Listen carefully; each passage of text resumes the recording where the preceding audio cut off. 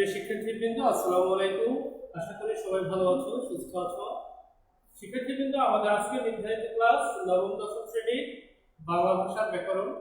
তো আমরা আজকে বাচ্য নিয়ে আলোচনা করব। তো আমাদের আজকের আলোচ্য বিষয় হলো বাচ্য।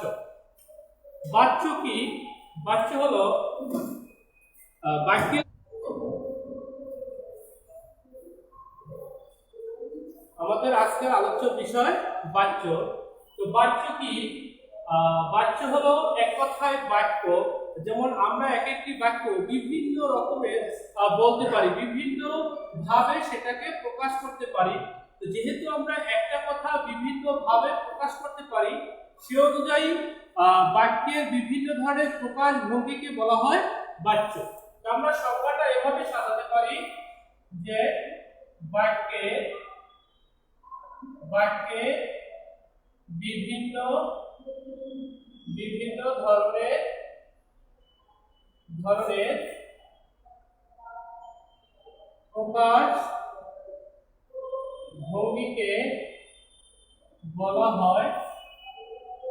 বাচ্য। তাহলে বাক্যে বিভিন্ন ধরনের প্রকাশ ভঙ্গিকে বলা হয় বাচ্য। এখন বাক্যের বিভিন্ন ধরনের প্রকাশ ভঙ্গিটা কি? যেমন একটি বাক্য আমরা বিভিন্ন ভাবে বলতে পারি, যেমন পুলিশ চোর ধরেছে। এই কথাটাকে আমরা কিন্তু বিভিন্ন আঙ্গিকে বলতে পারি যে পুলিশ চোর ধরেছে, অথবা চোরের হাতে পুলিশ ধরা পড়েছে, অথবা পুলিশ কর্তৃক চোর ধৃত হয়েছে, অথবা চোর পুলিশের হাতে ধরা পড়েছে। তাহলে দেখো, তিনটা বাক্য প্রকাশ ভঙ্গিটা আলাদা কিন্তু অর্থ কিন্তু একই। পুলিশ চোর ধরেছে, চোর পুলিশের হাতে ধরা পড়েছে, পুলিশ কর্তৃক চোর ধৃত হয়েছে। তাহলে এই তিনটা বাক্যের অর্থ কিন্তু একই, যে পুলিশ চোর ধরেছে। তো এরকম যে বাক্যের বিভিন্ন প্রকাশ ভঙ্গি, অর্থাৎ এক একটি বাক্যকে আমরা বিভিন্ন ভাবে প্রকাশ করতে পারি। এজন্য বাক্যের বিভিন্ন ধরনের যে প্রকাশ ভঙ্গি, এটাকেই বলা হয় বাচ্য। তাহলে আমরা বাচ্যটা শিখলাম যে বাক্যের যে বিভিন্ন ধরনের প্রকাশ ভঙ্গি আছে, তো বাক্যের সেই বিভিন্ন ধরনের প্রকাশ ভঙ্গিকে বাচ্য বলা হয়। এবারে আসবো বাচ্য কত প্রকার।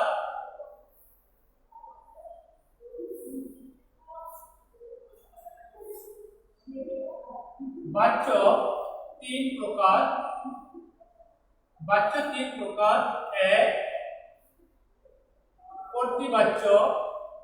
দুই, কর্মবাচ্য।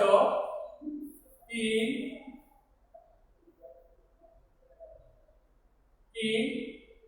ভাববাচ্য। তাহলে আমরা প্রকাশভঙ্গি অনুসারে বাচ্যকে প্রধানত তিন ভাগে ভাগ করতে পারি: কর্তৃবাচ্য, কর্মবাচ্য, ভাববাচ্য। যদিও এছাড়াও আমরা আরেকটি বাচ্য পাই, ব্যাকরণবিদ বলে থাকে কর্মকর্তৃ বাচ্য নামেও একটি বাচ্য রয়েছে। কর্মকর্তৃ বাচ্য। এই তিনটি বাচ্য ছাড়াও আরো একটি বাচ্য আমরা পেয়ে থাকি, কর্মকর্তৃ বাচ্য। সেটি আমরা পরে আলোচনা করি। প্রথমে আমরা দেখি বাচ্য তিন প্রকার: কর্তৃবাচ্য, কর্মবাচ্য, ভাববাচ্য। এখন কর্তৃবাচ্যটা কি? কর্তৃ আমরা সবাই জানি, কর্তৃ মানে হলো কর্তা। কর্তৃ শব্দের অর্থ হলো কর্তা। তো যে বাক্যে কর্তার অর্থ প্রাধান্য পায়, যে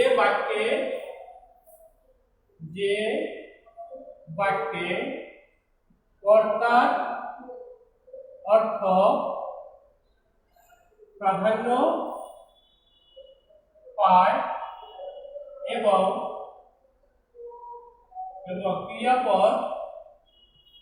ক্রিয়াপদ কর্তার অনুসারী হয়,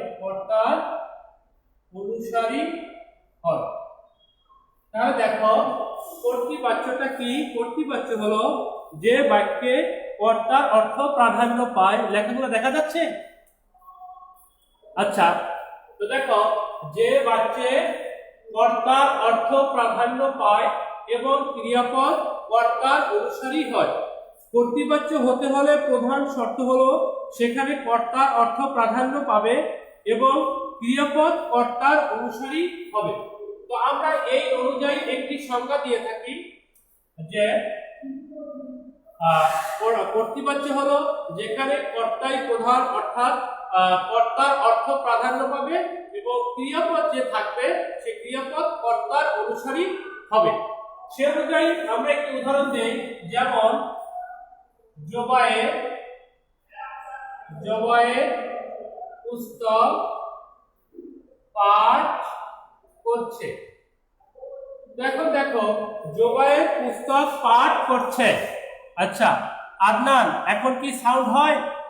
যদি এখন সাউন্ড হয় তাহলে একটু লিখে জানাও যে সাউন্ড হচ্ছে। তাহলে জবায়ে পুস্তক পাঠ করছে। এখন আমরা যদি একটু সংখ্যার সাথে মিলিয়ে দেই যে এখানে জবায়ের কি, জবায়ের হলো কর্তা, আর ক্রিয়াপদ কি, পাঠ করা, এ হলো ক্রিয়াপদ, আর পুস্তক হলো কর্ম, পুস্তকটা হলো কর্ম। তো আমাদের সংজ্ঞাটা ছিল যে বাক্যে কর্তার অর্থ প্রাধান্য পায়, তাহলে জুবায়ের পুস্তক পাঠ করছে, পুস্তক পাঠ করার কাজটি কে করেছে? জুবায়ের করেছে, সেজন্য জুবায়ের কর্তা এবং এই বাক্যে কর্তার অর্থই প্রাধান্য পেয়েছে এবং এই যে ক্রিয়াপদ সে কার অনুসারী হয়েছে? সে কর্তার অনুসারী হয়েছে। ক্রিয়াপদ কর্তার অনুসারী হয়েছে। তো যেহেতু এ বাক্যে কর্তার অর্থই প্রাধান্য পেয়েছে এবং ক্রিয়াপদ কর্তার অনুসারী হয়েছে, সে অনুযায়ী আমরা বলতে পারি এটি কর্তৃবাচ্য। এখন কর্তৃবাচ্য এই বাক্যের মধ্যে কোনটি সেটি আমরা অনেক সময় নির্ণয় করতে পারি না। কর্তৃবাচ্য তার মানে সে অবশ্যই কর্তা, এখানে কর্তাকে, জবায়ের হলো কর্তা, আর যেহেতু জবায়ের কর্তা সেহেতু এই জবায়েরকে আমরা বলবো কর্তৃবাচ্য। তাহলে যে বাক্যে কর্তার অর্থ প্রাধান্য পাবে এবং ক্রিয়াপদ কর্তার অনুসারী হবে, তাহলে এই বাক্যে কর্তার অর্থ প্রাধান্য পেয়েছে, জবায়ের অর্থ প্রাধান্য পেয়েছে এবং ক্রিয়াপদ যে আছে পাঠ করা সে কর্তার অনুসারী হয়েছে, সেজন্য এটি হলো কর্তৃবাচ্য। এছাড়াও আমরা কর্তৃবাচ্য মনে রাখার জন্য সহজ কিছু কৌশল আমরা শিখব। নিচে লেখলে কি দেখা যাবে? হ্যাঁ, নিচে লেখতে দেখা যাবে। আদনান, যদি সাউন্ড শোনা যায় তাহলে কমেন্টস করো যে সাউন্ড শোনা যাচ্ছে। সাউন্ড যদি ক্লিয়ার হয় তাহলে লিখে জানাও যে সাউন্ড ক্লিয়ার হচ্ছে। আচ্ছা, তো জুবায়ের পুস্তক পাঠ করছে, এটি কর্তৃবাচ্য। এই সংজ্ঞা অনুযায়ী আমরা কর্তৃবাচ্য শিখব, কিন্তু এছাড়াও কর্তৃবাচ্য চেনার কিছু উপায় আছে। যেমন দেখো, এই সংজ্ঞা ছাড়াও আমরা কর্তৃবাচ্য বুঝতে পারবো, সেটির একটি নিয়ম আমরা দিচ্ছি এখানে। যেমন দেখো যে কর্তৃবাচ্যে কর্তায় প্রথমা বিভক্তি হয়, কর্তৃবাচ্যে কর্তায় প্রথমা বিভক্তি হয়, কর্মে কর্তৃবাচ্যে কর্মে, অর্থাৎ কর্তৃবাচ্যের কর্তায় যে বিভক্তি হবে সেটি হবে প্রথমা বা শূন্য বিভক্তি, আর কর্মে হবে প্রথমা দ্বিতীয়া ষষ্ঠী। কর্মে প্রথমা দ্বিতীয়া ও বা দ্বিতীয়া বা ষষ্ঠী বিভক্তি হয়। তাহলে দেখো, কর্তৃবাচ্য চেনার জন্য আমাদের আরো দুটো কৌশল রয়েছে যে কিভাবে আমরা কর্তৃবাচ্য চিনব। কর্তৃবাচ্য চেনার জন্য আমরা বিভক্তির শরণাপন্ন হতে পারি, বিভক্তির কাজে যেতে পারি। যে কর্তৃবাচ্যে কর্তায় প্রথমা বিভক্তি হবে আর কর্মে প্রথমা অথবা দ্বিতীয়া অথবা ষষ্ঠী, এর যে কোনো একটি বিভক্তি থাকতে পারে। তা আমরা শুধু এটাও মনে রাখবো, সংজ্ঞা তো বুঝবোই, তার সাথে সাথে এটাও মনে রাখবো যে কর্তৃবাচ্যের কর্তায় প্রথমা বিভক্তি হবে আর কর্মের প্রথমা দ্বিতীয়া বা ষষ্ঠী, এর যে কোনো একটি বিভক্তি থাকবে। দেখো, আমরা যে উদাহরণটি দিয়েছিলাম যে জুবায়ের পুস্তক পাঠ করছে, তার এখানে দেখো কর্তায় প্রথমা বিভক্তি, কর্তাকে যোগায়, এই যোগায় এর সাথে কি কোনো বিভক্তি আছে? নেই। যেহেতু এর সাথে কোনো বিভক্তি নেই সেহেতু এটি প্রথমা বিভক্তি বা শূন্য বিভক্তি, প্রথমা বা শূন্য বিভক্তি। এরপর বলছে কর্মে প্রথমা দ্বিতীয়া ষষ্ঠী এর যে কোনো একটি, তাহলে যোগায় পুস্তক পাঠ করেছে, কি পাঠ করেছে? পুস্তক, তাহলে পুস্তকটা হলো কর্ম। এখন এখানে পুস্তক শেষে কি কোনো বিভক্তি আছে?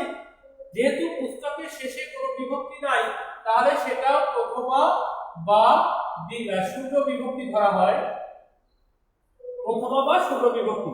তাহলে আমরা বিভক্তির মাধ্যমেও আমরা বাচ্য নির্ণয় করতে পারবো যে কর্তায় কর্তৃবাচ্যে কর্তায় প্রথমা বিভক্তি হবে। এই যে যোগায় পুস্তক পাঠ করেছে, যোগায় কর্তা, তোমরা মনে রাখবে এই যোগায়ের যে র এটা কিন্তু নামের র, এটি বিভক্তি নয়। ষষ্ঠী বিভক্তি তো র এর আছে কিন্তু এই রটা বিভক্তির র নয়, এটি হলো যোগায়ের নামের র, এটি বিভক্তি নয়। তো সেহেতু যোগায়ের এখানে শেষে কোনো বিভক্তি নাই। আমরা যে সাতটি বিভক্তি জানি যে প্রথমা বিভক্তিতে এ অন্তঃস্থীয় অ শূন্য, দ্বিতীয় বিভক্তিতে কে রে এরে, তারপর তৃতীয়ায় আছে দ্বারা দিয়া কর্তৃক, চতুর্থীতে কে রে এরে, পঞ্চমীতে এ হতে থেকেছে, ষষ্ঠীতে রয়ে, সপ্তমীতে এ অন্তঃস্থীয়তে। এই বিভক্তিগুলো কোনো একটি বিভক্তি এই যোগায়ের শেষেও নাই আবার পুস্তকের শেষেও নাই। সেই অনুযায়ী যোগায়েরও প্রথমা বা শূন্য বিভক্তি, আর যে কর্ম পুস্তক সেখানেও প্রথমা বা শূন্য বিভক্তি। তো যেহেতু কর্তায় শূন্য বিভক্তি এবং কর্মেও শূন্য বিভক্তি সেহেতু এই বাচ্যটি কর্তৃবাচ্যের উদাহরণ। কারণ কর্তৃবাচ্যের কর্তায় প্রথমা বিভক্তি হয়। মনে রাখবে যে তিনটি বাচ্য আমরা পেয়েছি সেই তিনটি বাচ্যের মধ্যে শুধুমাত্র কর্তৃবাচ্যের কর্তায় প্রথমা বিভক্তি, অন্য বাচ্যের কর্তায় প্রথমা বিভক্তি নেই। যেহেতু আমরা এই প্রথমা বিভক্তি যদি কর্তায় দেখি তাহলে আমরা সেটাকে কর্তৃবাচ্য বলতে পারি। তাহলে আমরা কর্তৃবাচ্যটা মোটামুটি শিখছি। এরপরে আমরা দেখব কর্মবাচ্য। কর্মবাচ্য, আচ্ছা, কর্তৃবাচ্য যে উদাহরণগুলো আমরা দিয়েছিলাম বা যে সংজ্ঞাটা দিয়েছিলাম সেটা অবশ্যই তোমাদের মনে আছে। এরপরে দেখো কর্মবাচ্য, যে বাক্যে কর্মের সাথে ক্রিয়ার সম্বন্ধ প্রাধান্য পায়, যে বাক্যে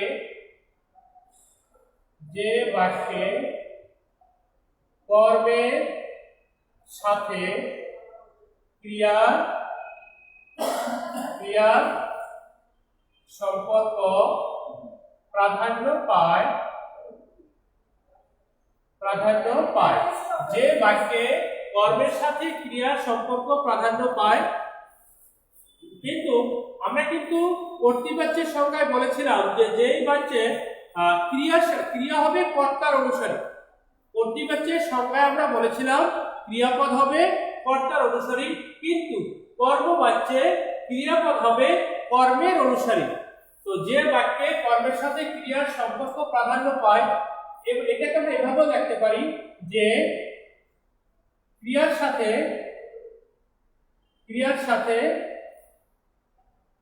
কর্মের সম্পর্ক প্রাধান্য পাবে, ক্রিয়ার সাথে কর্মের সম্পর্ক প্রাধান্য পাবে। তো ক্রিয়ার সাথে যদি কর্তার সম্পর্ক প্রাধান্য পায় তাহলে কর্তৃবাচ্য, আর ক্রিয়ার সাথে যদি কর্মের সম্পর্ক প্রাধান্য পায় তাহলে কর্মবাচ্য। তাহলে আমরা সংজ্ঞাটা সাজাতে পারি যে যে বাক্যে কর্মের সাথে ক্রিয়ার সম্বন্ধ প্রধানভাবে প্রকাশিত হয় তাকে কর্মবাচ্য বলে। তো আমরা একটা কর্মবাচ্যের উদাহরণ দেই যে যোগায়ের কর্তৃক পুস্তক পঠিত হচ্ছে, যেমন যোগায়ের কর্তৃক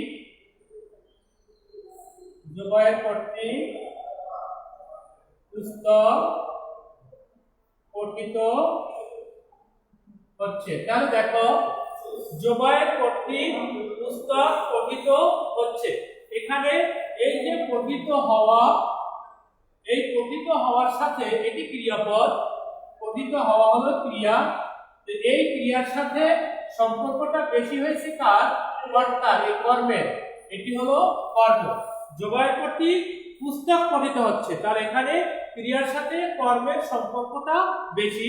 যেহেতু ক্রিয়ার সাথে কর্মের সম্পর্ক প্রাধান্য পেয়েছে সেহেতু এটাকে আমরা বলবো কর্মবাচ্য।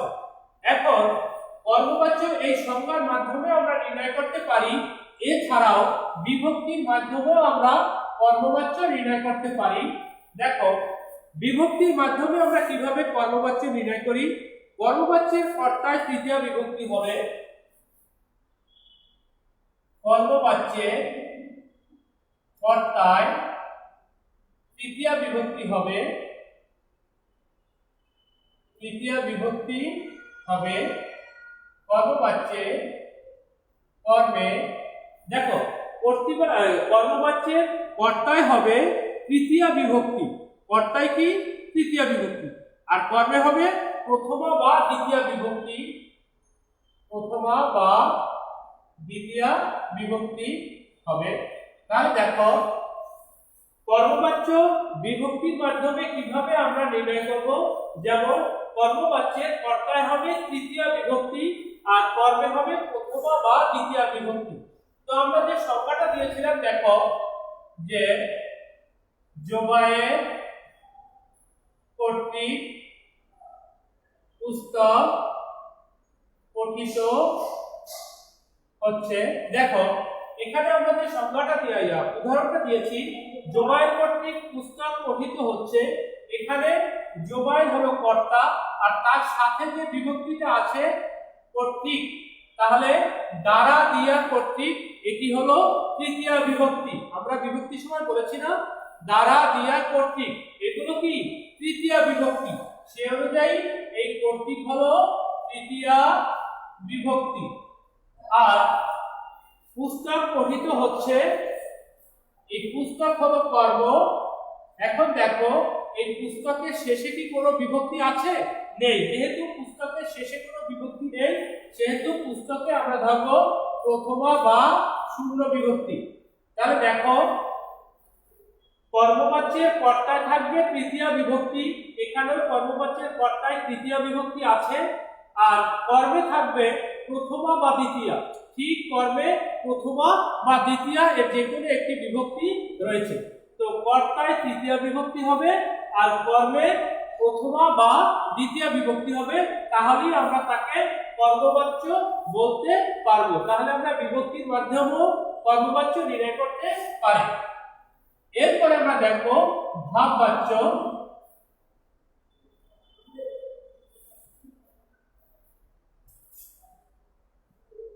ভাববাচ্য, দেখো ভাববাচ্য এটি নির্ণয় করা আরো সহজ।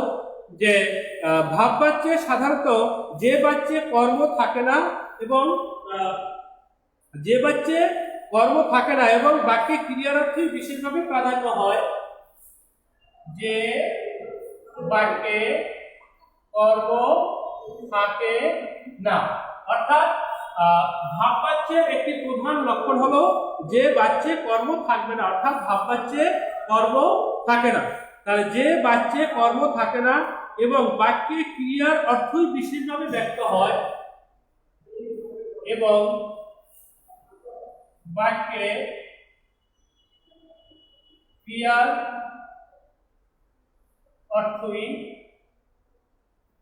অর্থই বিশেষভাবে ব্যক্ত হয়, তাকে ভাববাচ্য বলে। তাহলে দেখো ভাববাচ্য যে বাক্যে কর্ম থাকে না, তার মানে ভাববাচ্যে কর্ম থাকবে না এবং ক্রিয়ার অর্থই বিশেষভাবে প্রাধান্য পায়। যেমন দেখো আমাকে এখন যেতে হবে, যেমন আমাকে এখন যেতে হবে। তাহলে এখানে দেখো কর্তা কোনটা? এটি হলো কর্তৃপদ, কর্তা। এখন যে বাক্যে কর্ম থাকে না, অর্থাৎ আমাকে যেতে হবে, যাওয়াটা হলো ক্রিয়া, যেতে হবে এটা হলো ক্রিয়াপদ। তো এই ক্রিয়াপদ আর এখানে কর্তা, এখানে কি কোনো কর্ম আছে?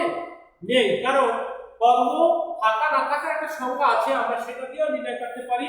ক্রিয়ার কাছে কি বা কাকে প্রশ্ন করলে যদি উত্তর পাওয়া যায় তাহলে বুঝবো কর্ম আছে, যদি উত্তর পাওয়া না যায় বুঝবো কর্ম নেই। এখানে যেতে হবে, কি যেতে হবে, কাকে যেতে হবে, এরকম কোনো উত্তর পাওয়া যায় না। আর এই যে কাকে যেতে হবে, এই যাওয়ার কাজটা যেহেতু আমাকে নিজেই করতে হবে, তো ক্রিয়ার কাজ যে করে সে কর্তা, সে অনুযায়ী এই যাওয়ার কাজ আমি করবো, এজন্য আমি হলাম কর্তা।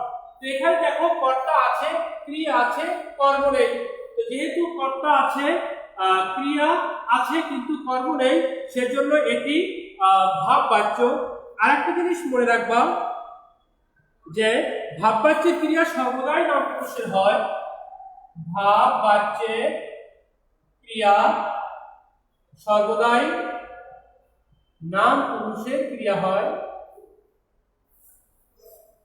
সর্বদাই নাম পুরুষের ক্রিয়া হয়। ভাব বাচ্যের ক্রিয়া সর্বদাই নাম পুরুষের ক্রিয়া হয়, এটি মনে রাখতে হবে। তো এরপরে দেখো বিভক্তির মাধ্যমে আমরা কিভাবে ভাব বাচ্য শিখতে পারি। আমরা এই সংজ্ঞার মাধ্যমেও শিখতে পারবো, আবার বিভক্তির মাধ্যমেও আমরা ভাব বাচ্য নির্ণয় করতে পারবো। যেমন দেখো যে ভাব বাচ্যের কর্তায় দ্বিতীয়া, তৃতীয়া বা ষষ্ঠী বিভক্তি হয়। ভাব বাচ্যের কর্তায় দ্বিতীয়া, তৃতীয়া বা ষষ্ঠী বিভক্তি, ষষ্ঠী বিভক্তি হয় এবং কর্ম থাকে না, এবং কর্ম থাকে না। তাহলে দেখো ভাব বাচ্যের কর্তায় দ্বিতীয়া, তৃতীয়া বা ষষ্ঠী বিভক্তি যে কোনো একটি হবে এবং কর্ম থাকবে না। যেমন দেখো আমার যাওয়া হলো না। তাহলে দেখো এই যে আমার কর্তা, এখানে কোন বিভক্তি আছে, ষষ্ঠী বিভক্তি আছে। যেহেতু কর্তায় ষষ্ঠী বিভক্তি আছে এবং কর্ম নেই, সেহেতু এটাকে আমরা ভাব বাচ্য বলতে পারি। তো শিক্ষার্থীবৃন্দ, আমাদের যে বাচ্চের আলোচনা আমরা এখানে শেষ করছি। আশা করি তোমরা বুঝতে পেরেছো। তোমরা বাসায় আবার ভালো করে পড়বে, তাহলে আর ভালো করে বুঝবে। তো ভালো থেকো, তোমাদের সাথে দেখা হবে পরবর্তী ক্লাসে। আল্লাহ হাফেজ।